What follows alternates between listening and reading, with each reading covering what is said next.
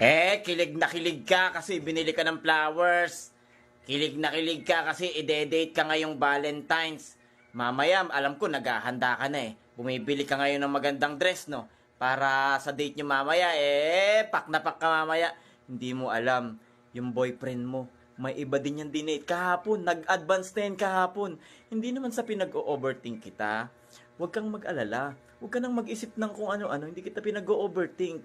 Pero, alam mo ba, paano kung yung boyfriend mo, nag-advance na pala ng date kahapon dun sa ibang babae? Tapos mas maraming chocolate yung binigay niya dun. Tapos mas malalaking bouquet ng flower ang binigay niya dun. Tapos ano sa'yo? Ano sa'yo? Ha? Choco mani?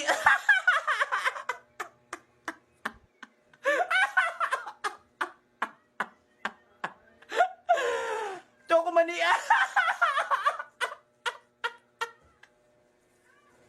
Ako na nga.